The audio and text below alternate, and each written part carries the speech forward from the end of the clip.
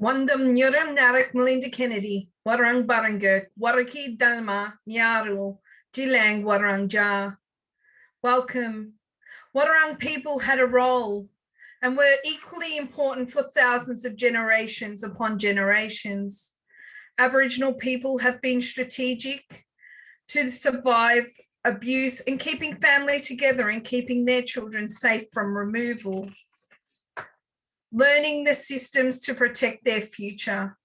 This adaptability and mindset strengthened Aboriginal people to better negotiate, navigate, and sense danger, and be strong and successful in their desires. Never alone, always together. We may have a way to go, but together we can create a change. I lead, and today our people are paving the way for our future. Mulong mula pengoking kinkimbil wari goranguli nalingi guli barangek poran nalingi benging kimbam warang ja beniti kanama kanamo ba dalama bengenak nala nala la ba ga yupinya gupma nara dep mokbari. Welcome, Nyatni.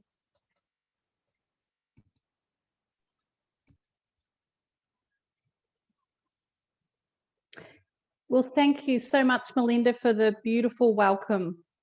And good evening, everyone. My name is Dr. Heather Threadgold, and on behalf of the Geelong Regional Library Corporation, I'd like to welcome you to the library's online author event this evening, Two Cultures, One Story. I'd like to acknowledge that I'm here on Wadawurrung country, and I acknowledge Wadawurrung elders and people past, present and future. I acknowledge that we are speaking about Robert as a Bibil Noongar person, and to acknowledge Noongar elders and people past, present and future. This is not just a book, it's a person's life story, and explains to us, the audience, that there are great divisions between Aboriginal people and the Western world, and that Aboriginal people come first. I have huge respect for Aboriginal people and their knowledge in resilience. And it is an adaptation approach that we must all work together towards to present an ongoing change as one. The Geelong Regional Library Corporation would also like to acknowledge Wadawurrung and elders, people past, present and future, and Gulidjan and Gadabanud, Eastern Mar people, past, present and future. So thank you out there, audience. I hope you've got your pajamas on and your wine in hand and enjoying, and thank you so much for joining us tonight. And we apologise for any inconvenience caused by having to reschedule this event from last week. It's wonderful that so many of you were able to shift your plans and join us. This is a very special event for the Geelong Regional Library Corporation because it marks National Reconciliation Week. 2021 celebrates 20 years of Reconciliation Australia and almost 3 decades of Australia's formal reconciliation process. Reconciliation Australia's theme for 2021 is more than a word, reconciliation takes action, urging the reconciliation movement towards braver and more impactful action. Now, this book certainly covers this topic tonight. Reconciliation is a journey for all Australians as individuals, families, communities, organisations, and importantly, as a nation. At the heart of this journey are relationships between the broader Australian community and Aboriginal and Torres Strait Islander peoples together. We all have a role to play when it comes to reconciliation, and in playing our part, we collectively build relationships and communities that value Aboriginal and Torres Strait Islander peoples and their histories, culture, and future. To find out more about Reconciliation Week, use the hashtag more than a word or hashtag NRW 2021. Now, for tonight, housekeeping, we're online. So just reminders before we begin our discussion. You can participate at any time throughout the conversation. So it can be throughout the conversation or at the end as well. We're going to allow time for discussion at the end, but please follow these instructions. You can, in the live webinar, click onto Q&A button and type your question or comment. And you may need to touch your screen first to see the Q&A function pop up if you're using an iPad or iPhone tonight. Now, this webinar is also being recorded, so if you'd like to watch this discussion again or recommend it to family and friends, it will be uploaded to the library's YouTube channel within the next couple of days. So www.grlc.vic.gov.au is where you find the library's website. And now, to provide a little bit of background about myself, for the past 18 years, I have been researching and working alongside traditional owners and landowners throughout Aboriginal Victoria, which has led to a PhD that I've completed with Deakin University in the area of architecture and built environment, highlighting the meanings of stone sites as a tangible tool in defining Aboriginal landscapes and living spaces to improve understanding of and management of cultural heritage. I'm an anthropologist, I live in Geelong here. I also work with traditional owners in the area of native title and genealogy, and I'm a partnership at Muriel Consultants, a 50% owned Aboriginal business. I'm also an historian and cultural heritage advisor. Now, enough of me. It's now my great pleasure to introduce tonight's guest authors. Dr. Robert Isaacs, AM, is a highly respected Aboriginal elder from the Bibbulmun Noongar language group. I hope I said that right, Robert. He's dedicated his life to breaking down cultural barriers and improving the lives of disadvantaged people. Career highlights include establishing the first Aboriginal medical service and associated dental, rehabilitation and healthcare clinics, negotiating the first land use and mining royalties arrangement, improving relations between Aboriginal people and the justice system, assisting in establishing Clontarf Aboriginal College and leading groundbreaking housing initiatives. Robert has been the recipient of numerous awards. Now, these are just not words or numbers. This is incredible accolades and well-deserved, including the Member of the Order of Australia, AM, on the Queen's Birthday Honours List 2016, NAIDOC Male Elder 2016, West Australian of the Year 2015, Freeman to the City of Gosnells 2015, and the Centenary Medal 2000. Welcome, Robert. Thank you very much. Can I just acknowledge Melinda for a wonderful welcome. Melinda, that was great. When I hear your story and your words, it really puts a lot of vibe into me. And I'd like to do my acknowledge the country from my part here in Perth in Western Australia. Ka Wanju Wanju, Noongar Budja, the land of the Aboriginal people, the Noongar people. Galia Mamba, Namba Bura Yaru, my wife's country in Broome. We acknowledge the Aboriginal and Torres Strait Islander people as traditional owners of the country throughout Australia and their connection to the land and community. We acknowledge traditional owners of this land, the Aboriginal people in which we are meeting on. We also acknowledge traditional owners of the sacred lands we represent and thank them for their custodianship of the country. And we pay our respects to traditional owners and their culture, and to the elders, both past and present, other elders from other communities who may be here tonight. Thank you so much, Robert. Now we're going to speak with you shortly, but I'm just going to introduce our other author this evening. So Tanaz Byramji is a communications professional with a passion for helping individuals identify and convey their stories. She combines professional writing expertise with a unique ability to capture her client's authentic voice and specialises in helping others communicate their personal professional stories.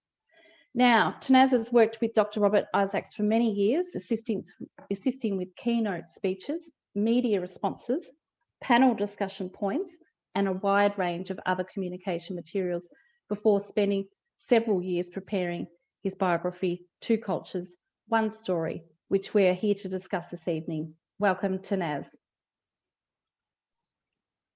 Thank you for having me. Oh, fantastic. Lovely to meet you both. Now, I'll start off the discussion and really looking forward to a riveting conversation this evening covering many topics. It's a momentous biography, and the work undertaken by both of you to achieve this and to present a gripping and complex life story captures also wit and such positivity around a variety of topics that are relevant throughout throughout Australia in terms of Aboriginality and basic human rights, really, isn't it? I mean, it's an extraordinary read. Now, the title encapsulates the essence of your life to date, Robert. Two Cultures, One Story. Now, I'm just going to hold up the book so that the audience can see. Hopefully, we all need professional lighting in our house, but fantastic book and a really good read. One of these books that you can really get stuck into. So the title, Two Cultures, One Story. This describes, as you say, Robert, the world of Western politics and the world of traditional Aboriginal culture. Yet you work through this one step at a time. Now, is this your philosophy? Because it seems to continuously play out in your life. Yes, I had a very difficult start in my life, taken from mum at the age of six months, and we moved from the King Edward Hospital into the Sisters of St Joseph's founding home in Subiaco here in WA. Then as you got a bit older, you moved on to another institution, and that was run by the Christian Brothers in Castlebere Boys Home. And as you got a little bit older, they moved you on again and finished up at Clontarf Boys Town, which is the bigger of the institutions that were run by the brothers. And of course, people like myself and many other hundreds and hundreds of boys in WA, a lot of them were migrants from overseas also that are coming over to Australia because they were told they never had mum and dad, and these kids were at the age of 4 years of age. So what I wanted to highlight with that is that when you're in these institutions, you don't see anyone. It's just 17 years is a long time, 24/7, and not knowing whether you had a mum and dad, whether you had brothers and sisters, and extended family, you could say. And I try and give this story a bite that when I did ask one of the brothers, a big man who had white collar and a black habit, and I just fronted him one day and I said, I was only 10 years of age. I said, Mister, I want to know why I'm in this institution. Where's my mum and dad? His comments were, you don't bother me and I won't bother you. So that's a total rejection for a young boy to hear that and that sort of thing. The institutions were very tough, I can tell you, not only just for the education side of it. We were put to work on the farm there that had a Clontarf, milking cows and chooks they had there, and building the buildings like a swimming pool. You didn't have graders and tractors to dig the holes out. You had to do it by shovel and haversack. And the basketball courts, tennis courts, you name it. It was just hard yakka for young boys to do after school. And so, but I went about that in a way that I didn't want to get into trouble, you could say, because you copped the best if you did. If you did do something minor, you could say you still got some punishment for that. And I try to keep in my mind that, and peace, you could say, that I went through that, and that's what I'm saying. And the people who are from the stolen generation, like myself, will tell you that sort of story itself. And that's how it came about why I wanted to highlight the free institutions. And when I was in the public service, I was in the public service for a long, long time, in Aboriginal affairs, running housing, Aboriginal Lands Trust, you name it, Aboriginal Health, I've been past president of these services, Aboriginal Legal Services, and so on. And one day in my office, an officer walked in and he says, what's all that stuff on your desk? I had a pile of, and I was doing the research of the Isaacs family in the southwest of Margaret River, Busselton. And I said, oh, I'm just collating stuff. And I didn't even think about a biography. I didn't even think about how this would come about. And then I got to introduced to Tanaz, and we hit it off from there, you could say, where I collated so much stuff about the research of great-grandfather from 1876, the history of the Isaacs family in the southwest, of the shipwreck of the Georgette. And he was an Aboriginal stockman in those days. And in WA, the native welfare times, Aboriginal people weren't allowed land rights or land issues.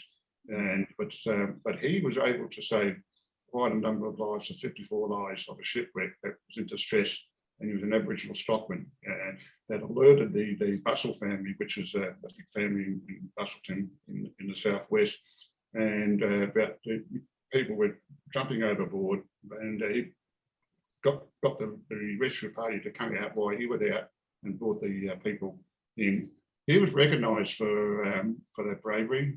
He was given 100 hectares of land and also a bronze medallion, which is still in the Augusta Museum down in the southwest. So I'm so proud of great-grandfather for his bravery award. You know, Aboriginal people weren't considered as recognition for highlights of something like that happened down there. But I wanted to pursue that on behalf of the family. And when I did that, I was able to talk to Tanaz and to put the best perspective of this history and story in place. So that's how it came about. That's the start of the whole thing. And this officer that I mentioned came into my office and said, "Why don't you do a biography or history of what this is all about?" And that was good stuff. That was good stuff, and that's how it came about. So yeah, and you know, I found my family now. I found a lot of my relatives and people who I didn't even know they existed.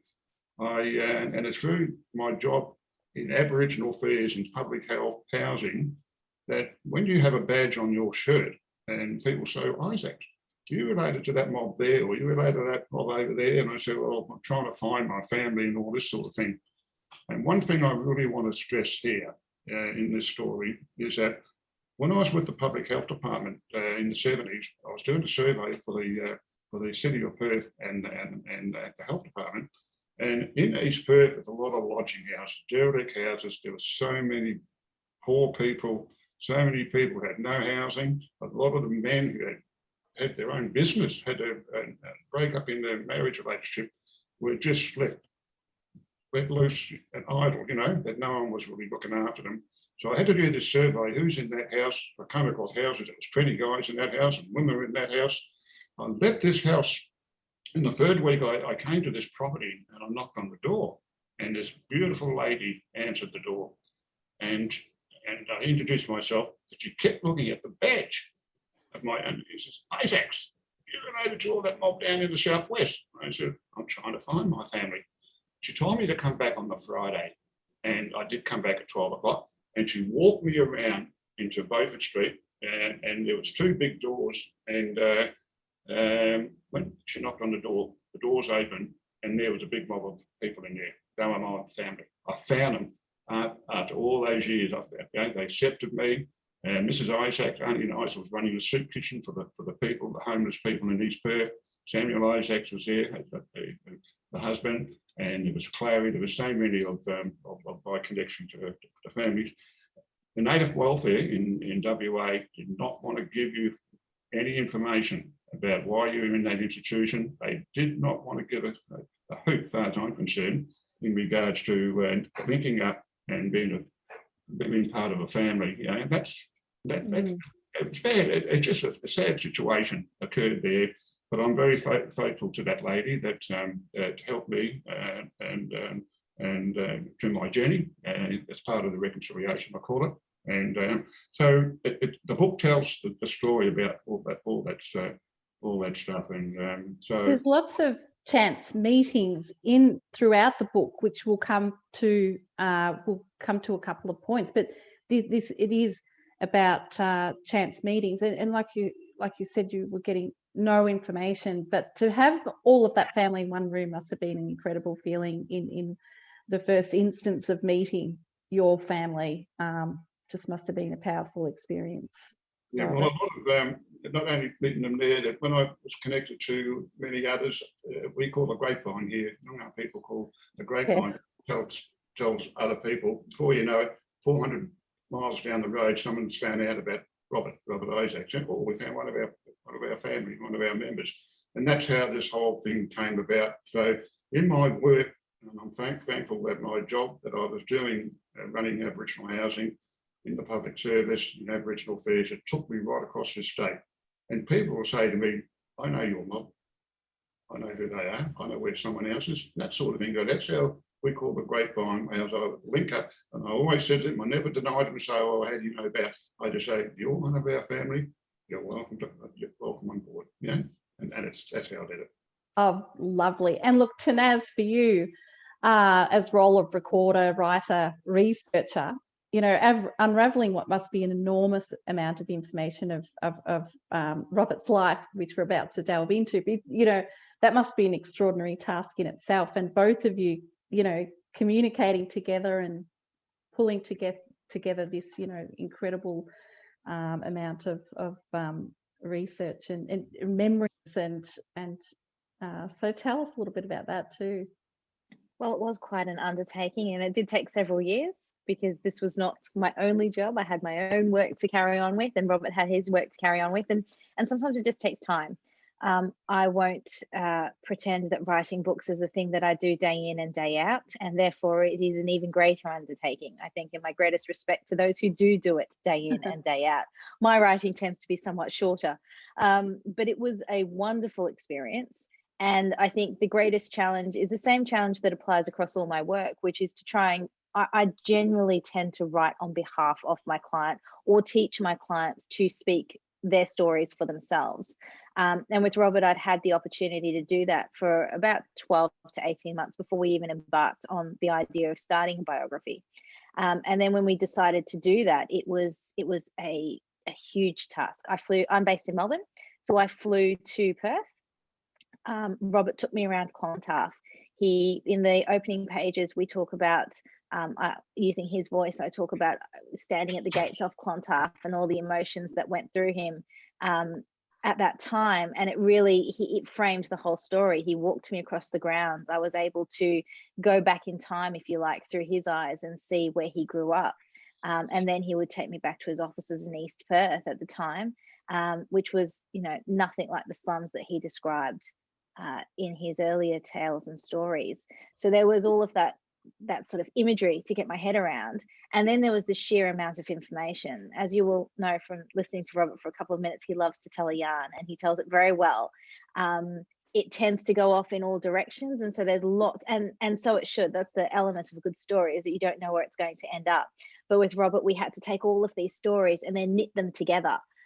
So we did days and days of recording him, asking him about different, you know, I had a whole sheet of questions. We'd go a whole session and none of the questions would get answered, but I'd still have all this material for the book. And then I went away and I spoke to his family. I spoke to other anthropologists and historians in the region about his older family and his ancestors down in Busselton and Margaret River. I spoke to people who worked alongside. Spoke to people on the Australia Day Council. What that allowed me to do was gain different perspectives of Robert. And one of the things that really struck me is that he often would downplay drama and the intensity of situations. He did so much. He brokered some of the first deals in Aboriginal affairs and mining, for example. He brokered new arrangements with Aboriginal medical services, and he was a proponent of self-determination at a time when self-determination wasn't a thing. Therefore, to try and capture that, I couldn't just rely on his tale, because his is a very humble, it's all about the other people. So I would have to go out and seek other people's insight, and I was going back decades. One of the things we ended up doing was he would send as much information to me as possible. So I ended up with 2 large cartons of folders of newspaper clippings, letters from other people, letters from homeowners who were thankful to be, you know, to have been given the opportunity to earn their house. letters from people who'd been recipients of the first Aboriginal medical service and the first translation and interpreting service. People from Clontarf, when Clontarf became one of the first Aboriginal schools in the state. So I had all of these different perspectives, and that first had to be put in chronological order. Then it had to be fact checked, because sometimes the stories that Robert would tell me about a chance meeting, and there were many of them, down St George's Terrace in Perth, which I've only walked down once, but in Robert's mind, I've walked down it 1,000 times. And, you know, sometimes one minister, and he worked under about 8 different ministers. So when he's referring to the minister constantly in different stories and different tales, I had to go back and work out which minister was it for which portfolio at which time. So the challenge for me was A, capturing his voice, and then B, making sure that all of his stories, which were all factual, were actually represented accurately, which I think was a huge challenge. But we got there. Absolutely, and it's brilliant, and your voice shines through in this, Robert. And I can imagine that you're a humble man, and it would have been difficult to extract for your voice to come into this, and it comes in perfectly. So let's talk about your story so far in life, which is extraordinary. So first of all, there's a poignant trip to America that really sets your path to course to how to find opportunity to improve the lives of Aboriginal people. And it's opportunity that really echoes throughout your life as well, this biography. Well, could I just first, before I mention about the trip to America, is that when one of the Christian brothers walked me down to the gates of Clontarf, that was to be my final straw at that institution, he said to me, Isaac, don't ever come back to Clontarf. He closed the gates on me, closed the church on me, closed my faith on me. And I said to myself, what made you make those comments to me? Well, I went back to Clontarf, set up the Old Boys Association, I went and played football and cricket. As has been said, set up the Aboriginal Education College, a wonderful thing for our young Aboriginal males, female students, and give them a starting life.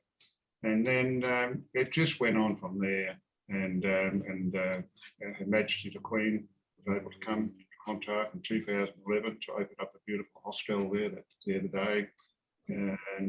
So these sort of things were support of other people were well and truly embedded into my thinking, in my mind, as to how we look after our mob. Now, with the visit to the United States, Salt Lake City, I was one of the 5 Aboriginal boys that were selected to go to Utah and Salt Lake City to further our education, I call it. And that experience gave me a great opportunity to come back to Australia, to West Australia. What I saw on 3 reservations, the Navajo Indians, the Hopi tribe and the Ute tribe, the biggest of those reservations was the Navajo people. And what I saw on that reservation is they had their own police services, they had their own magistrates and judges, they had wealth in that organisation, in that community, because the multinational people who wanted to, they knew that there was potential for minerals, whatever minerals are in that ground, or any major work that has to go through their mountains and that sort of thing, they would negotiate with the traditional elders of that country, and it was done peacefully, and it wasn't protest or anything like that.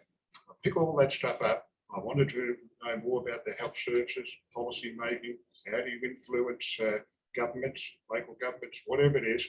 I picked up a wealth of information from that visit for 3 months to Utah and to down on the Navajo Indians, down in New Mexico, Colorado. And I brought that back with me, but I said to myself when I got off the aircraft, I wonder if the government's going to listen to me, because we had serious issues here in Australia and in Western Australia. How do you address poverty? How do you address our First Nations people to get them on the right track and provide a very good service of housing, health, employment, education, and so on. So I just work with people. Tanaz mentioned about working with these ministers, doesn't matter which government's in power.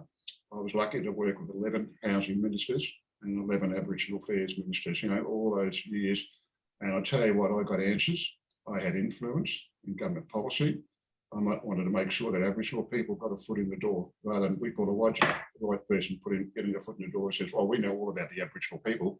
I wanted to make sure that I was in first, and to get my message across.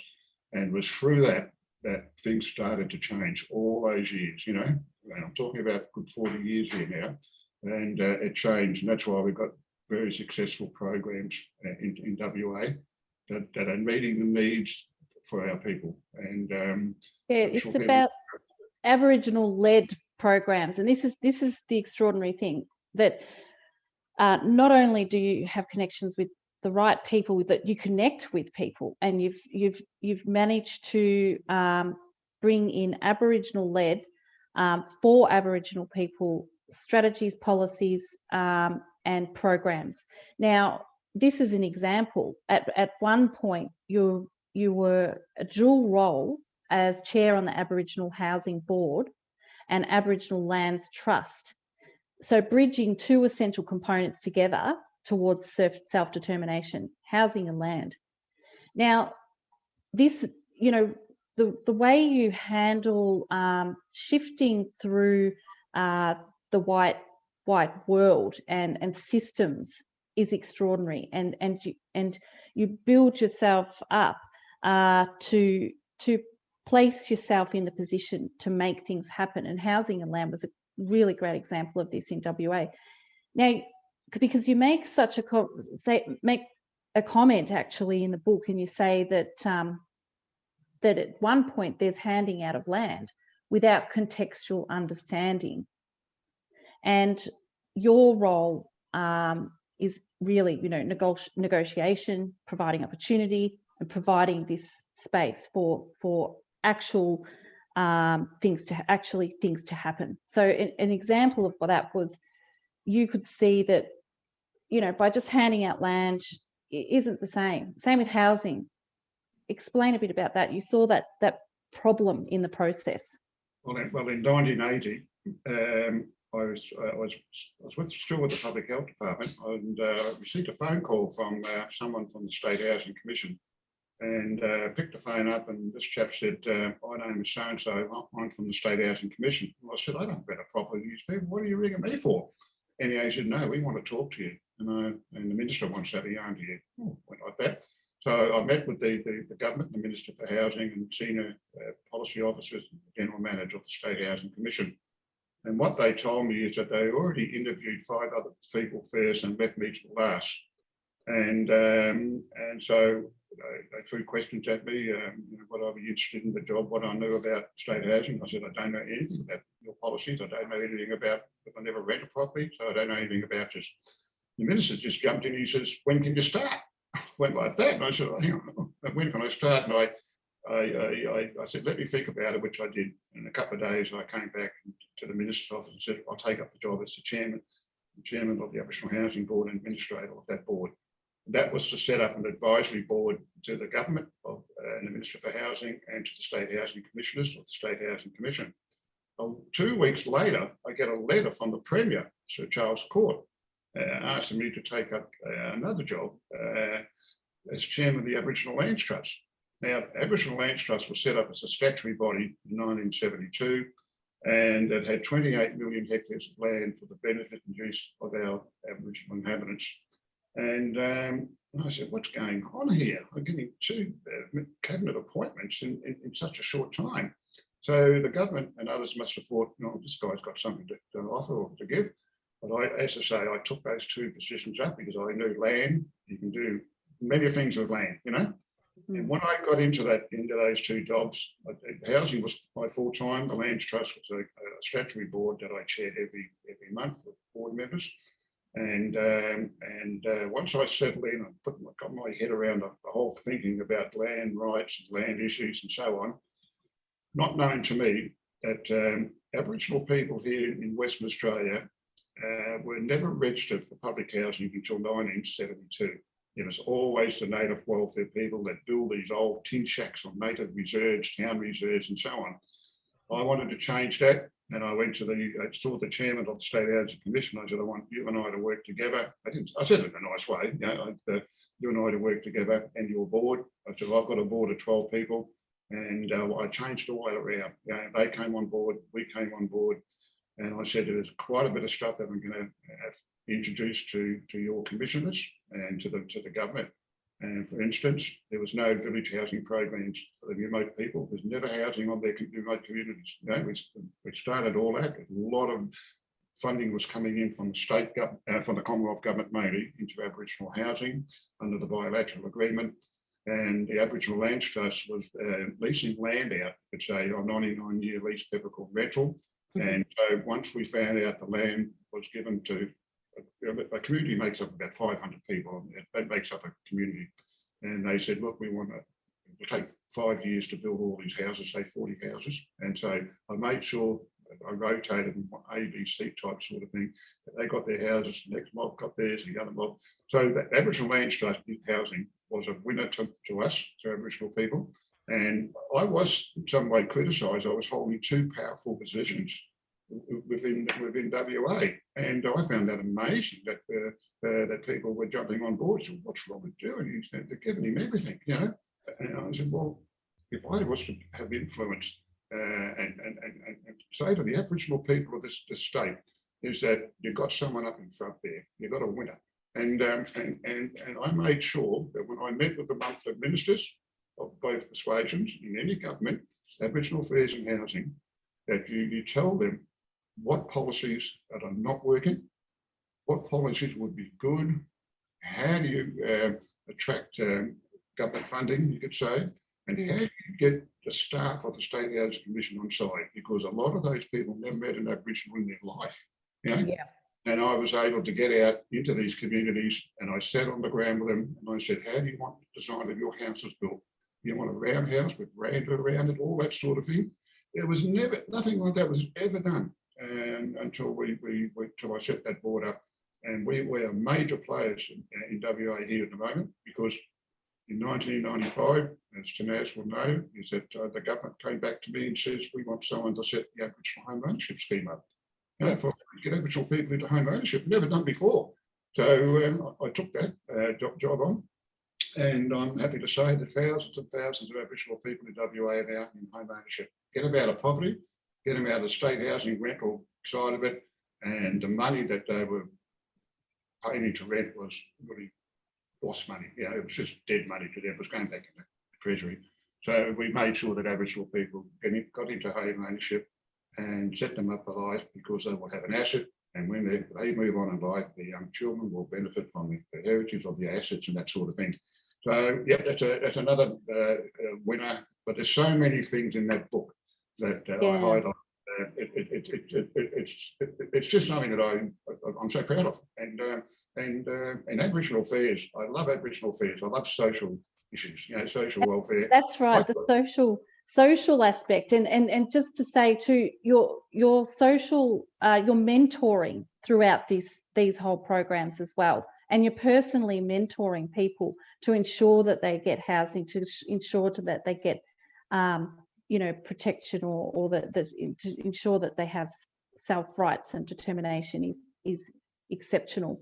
And on the social level that you're about to mention, sorry to interrupt you, but you then move into law and become a justice of the peace, and to think that already you've set these systems up, and then you move into and you keep your fingers in these systems too, and then you move into law as justice of the peace, and you really talk about the shifting of between, again, the two worlds, where you're talking about law, L-O-R-E, and law, L-A-W. So the two worlds, and managing to negotiate that not only between the governing bodies and people, but also being able to interpret that into policy. Yeah, well, this is my 40th year now as a Justice of the Peace, and the reason why I wanted to be a JP, because many Aboriginal people were fronting courts and with no representation, and to guide them when they faced a magistrate or the judge. We had grave concerns in the hospitals where Aboriginal people who were getting sick and didn't have an interpreter, you could say, to someone to speak their language. Like one guy in Kalgoorlie, a mob up there, they speak their dialect more than English. A doctor had to say, look, we need to keep you alive, but we may have to amputate. You need an interpreter service, an interpreter to speak the dialect to the patient so the doctors and the nurses will understand whether you get a yes or no. So what I did was set up the Aboriginal Interpreter Service back in 1986, 87, and 1979, the Interpreter Service. And I wanted to seek funding from the Commonwealth Government, and Senator Peter Bowen, who was a senator in those days in the Fraser government, I wrote to him and I got funding for that, for $20,000 to set up the first ever Aboriginal service in WA. And the three main purpose I was targeting was representation of people in the courts, get an Aboriginal interpreter, front the court, say when the magistrate throws the book at them or doesn't understand what the white man's law is, then we'll have an Aboriginal interpreter that speaks the dialect. Hospitals, as I mentioned, and the prisons. Because when I was doing my time at Waite, I did my placement down in one of the prisons down in, my placement, I wanted to be in jail, but as a student, yeah. And I saw a lawyer walk in and throw a piece of paper on my desk, and I had an Aboriginal boy, tribal bloke with me. And I said, before you go, I said, I want to make sure that he understands what he's signing. And he said, I can't read, I can't read English. You need to read it out. I was totally convinced that he could have got 2 years imprisonment, you know, and that lawyer just wanted him to sign a statement, you know. And so I went to the Aboriginal Legal Service, and Ken Polburn was the president. I said, Ken, we need to do a lot more about our people in the prisons. They made to sign documents without anyone sitting down and talking to them. So the Aboriginal Medical Interpreter Service was sprung up because what I saw in my own eyes in the community, that something like that had to be looked at. So the Aboriginal Medical Service, when I was the president, was able to take that on board. Look, it's exceptional work. I mean, now you mentioned before Clontarf, and so this is a place where you were institutionalized, and you turned this place again, turning things around and looking for positive and opportunity, and turned the place into an extraordinary school. And both of you mentioned this before. It's a very significant part of your story, isn't it?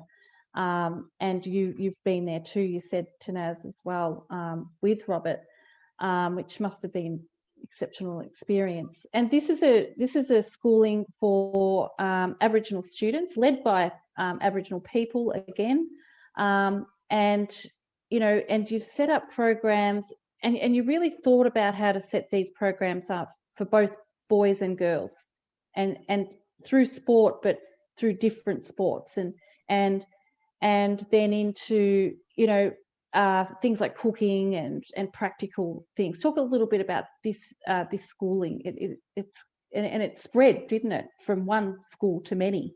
Yeah, well, when the school was set up, it wasn't to be just to learn about 1 and 1 and 2, anything like that. We wanted to change the curriculum, the whole curriculum around. So these girls and boys were not going to school at the age of 8 or 9. We're just running the state school, the public sector schooling. And we had concerns right across Western Australia that something had to be looked at. The institution was shutting down. The brothers were no longer using that as an institution in 1972 onwards. And we've got wind that the brothers wanted to, let's say, lease the whole of the complex and the land to someone. And there were 2 wealthy people here in Western Australia. One set up the Birdswood Casino, which is now a big thing in WA. And Alan Bond was had an open checkbook. They wanted to go to Clontarf and buy whatever, the land and the building outright, And the Aboriginal people didn't have any knowledge about what was going on until we found out. And then we got an audience with the Christian Brothers, told them that we want to set the school up for our youth, male and female, as an education school, and prepare them for life and so on. we got the nod. 2 weeks later, we got a call saying you can lease the premises for 25 years. Went to the Catholic Education Commission because I was on the commission as a commissioner of Catholic Education. They knew the director well, and I said, look, I need some funding. And not first of all, get funding for the teacher, principals, you name it, bring staff on board, all that sort of thing to get people that we needed that would work with those young girls and boys.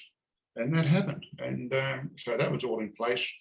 And then I said to the principal, this is about 10 years later, I said, 2 people came, one person came to me, mentioned his name, Jared Neeson, he used to coach the Dockers here in WA. He came on premises and said he wanted to set up a football school. It wasn't an academy in those days, but a school.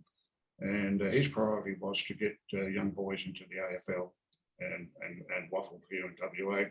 But I said to him, this is an education school, Jared, and that's what the school's all about. He didn't like it. He said, oh, but I just want to concentrate on football. And I said, no, you go away and come back and see me another time when hear the Aboriginal voice message that football, we can bring them together. Yeah, there's a curriculum program, but there's no football. If you don't go to school, you get nothing. Yeah, that was all right.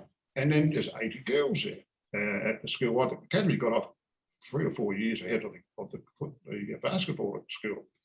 And I rang the principal again, and I said, there's nothing for the girls. Yeah, they've got no uniform, they've got no locker room, got nothing.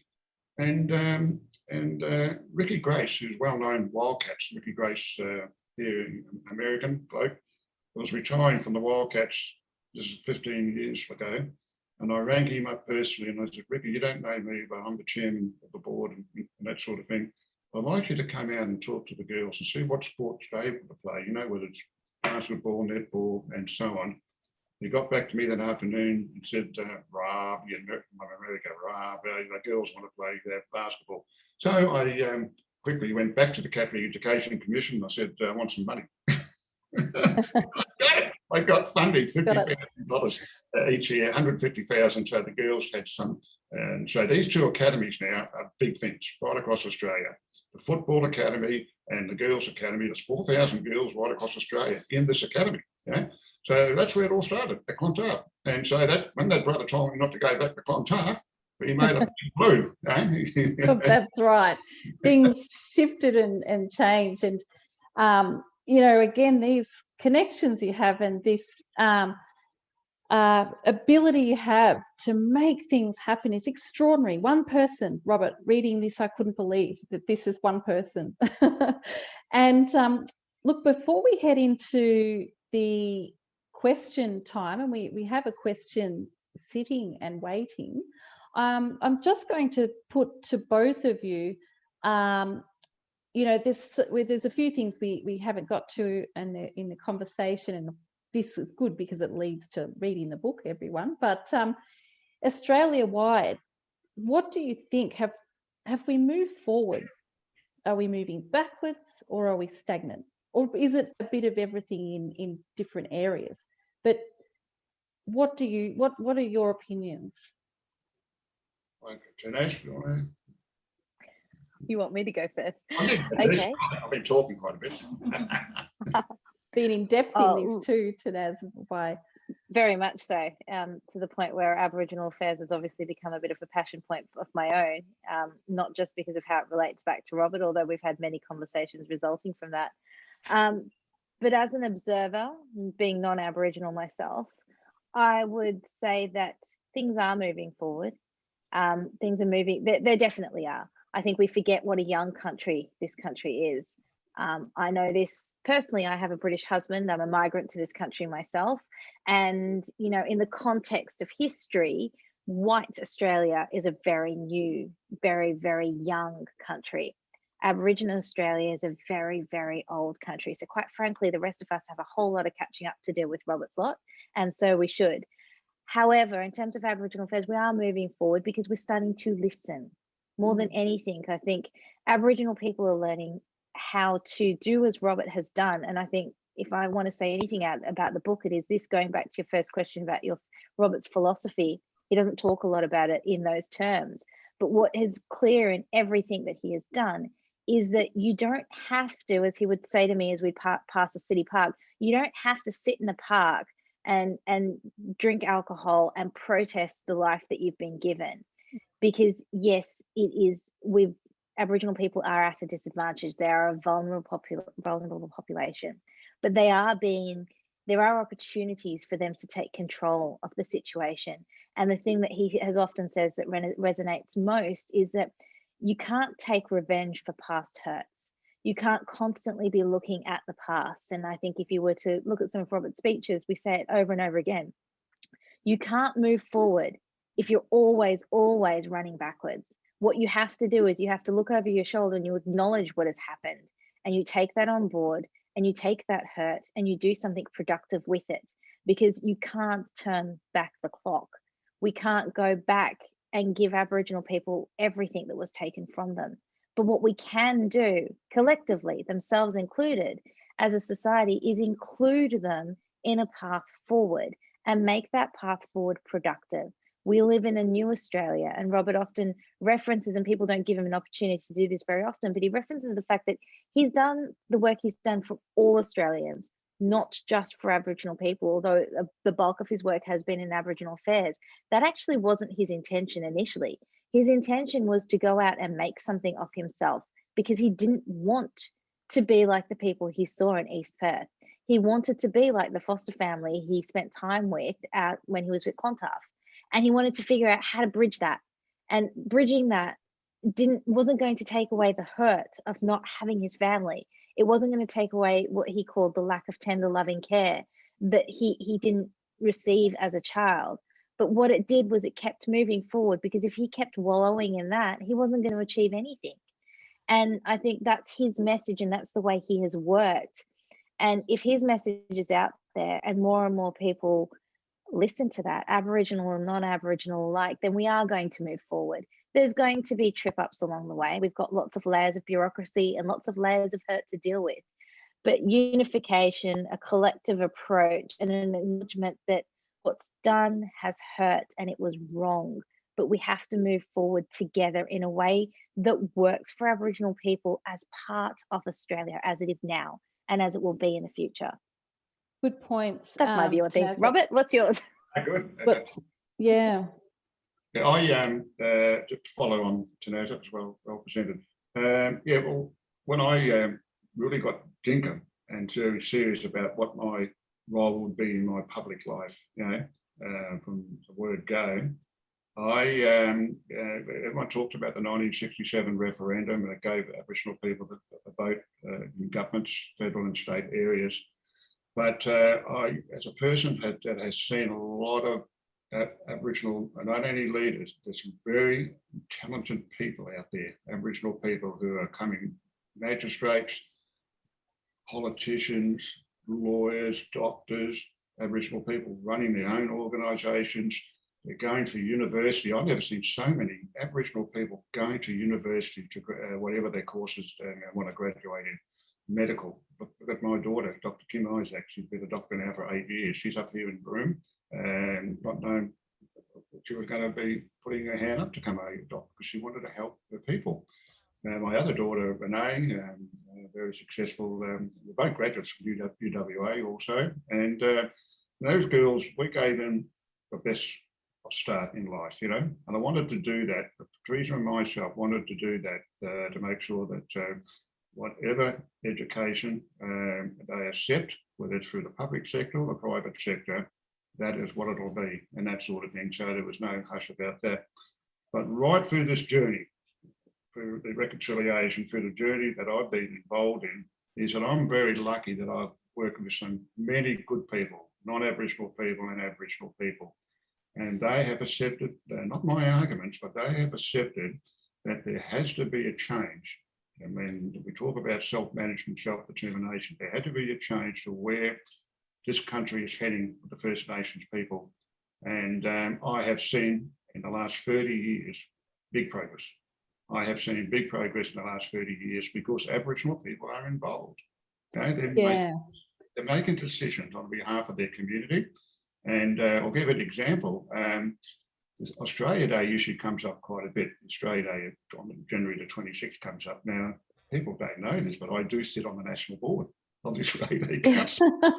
And I have Aboriginal people saying, oh, Robert, now you're involved with the Straight A Council, change the date. That is not my role.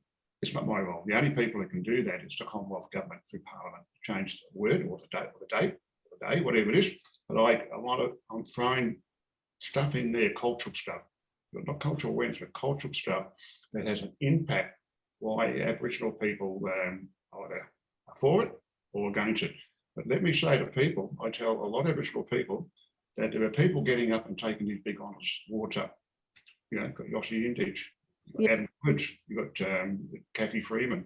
Many Aboriginal people, they could have got up on stage and said, I don't agree with this award, I'm going to give it back to you, and that sort of thing. They got up and accepted it as proud Aboriginal men and women, you know, in that area. That's really important. And look, I'm going to put in a couple of questions, and one of them's related to this because we're running out of time. But so just apologies, people, for giving you little time in questions. But Catherine's asked, does the Uluru Statement from the Heart give us, as a nation, a path forward? Now, this is something else you've been involved in as well. Yeah, does that give us a nation? Well, I was sad, you know, I was supposed to go on to Uluru when they all met up there, and of course the Prime Minister at that time was Malcolm and Malcolm Turnbull. And when one person made a decision on behalf of all these other members of Parliament, I could say, I was totally saddened about that, because having one person make a decision as to what Aboriginal people perceive on the national side of it, you know, a voice in the Parliament itself, you know, that's what we need, is that whether it comes to an advisory council or a committee, it's not to be a third tier of government. Aboriginal people weren't talking about that. They're talking about this word treaty and makaraka, we call it, you know, it comes up quite a lot. And I see treaty working day in and day out. Would you believe that? It's working, as Tanaz says, it's come a long way. Yeah. And when you give land back to Aboriginal people, like we're doing at the Aboriginal Lands Trust, we are now divesting that 28 million hectares of land back to country. That is what's happening in WA. That is good news. That is treaty working for everyone, for Aboriginal people most of all, because they want a productive farm it, cattle it, you name it, horticulture, agriculture, and that sort of thing. Yeah, absolutely. Well said. Now we've just got a couple of other quick questions, very, very quick questions, but Stephanie's asked about Aboriginal women in education and working with Aboriginal women in this space, which you have, and mentioned in the book. There's some fantastic women in high positions as well. And any comments about racism in education and health. But yeah, that focus upon the women in education working in this space and at the high and in the high tier of government as well. There's been some wonderful women. Yeah, there's I can only speak on WA side of it, but we've got a lot of Aboriginal teachers around the state, teachers' aides they call it. But when it comes to a high level of government decision making, that is where I focus, because they're up there. And all those boards that I chaired over many years, government boards, I found the women the most influential and powerful people around that table, more so than the guys. I can tell you that right now. Yeah? They have been, and I just love them, because they know what their business is all about, what their community is all about, and make common sense in regards to whether it's a policy matter or recommendation and so on. I always say to the government, to the ministers, there's some beautiful people, women on that board, you know, keep them there after their 3-year term. I want them to stay on for another 3 terms, do you know what I mean? And yes, because that's what it's all about. You know, they come from a traditional country, way out in the bush. And, and they probably got less education in their early upbringing, but they went off the camps, off the reserves, into the big cities, to like about the American Indians did. They take those people off the reservations and they go to Utah, Salt Lake, Brigham Young University. And that's what's been happening here in WA, and no doubt right across Australia. Brilliant. I should probably interject briefly there that Robert himself has been a proponent of women in positions of decision making and authority. He's mentored a number. He has referred a number of them to me to work with to develop their careers.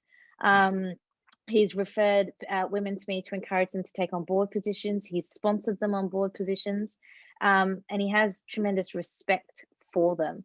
In terms of his experience, I think it's been mixed, but I don't think any generalizations, based on his history, no generalizations could be brought about from that. I think there has been disadvantage and there has been bias in a number of areas where he's worked, and that's been across the whole diversity spectrum. But in terms of, there's no doubt that he will say that the most powerful women in his life are the 3 women in his family, and he can't speak more highly of how Therese has been behind a number of the decisions he's made as well.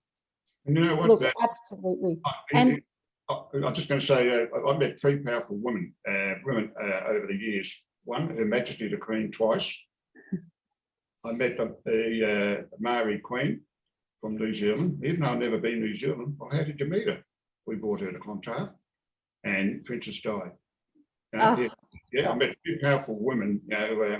But I'm happy with that because I said hello to them. Oh, good on you. Look, thank you so much both for tonight, for a great discussion. Now, the book is published by Magabala Books, 2 Cultures, 1 Story, and it's available to purchase any of the Geelong's fantastic local bookstores, and copies of the book are available to borrow from the Geelong regional libraries. Yeah, and every time I'm signing books, I get told, "Oh, we're running out of books," you know. So I can understand. It's getting some more printed, I understand. So we're running out of books. Yeah? Well, hotcakes. Thank you so much. Thank you both, and Thanks, good Heather. night. Thanks, Tanaz. See you, darling. Thank you for having us. Thanks, Robert. Thanks, Heather. Thank you.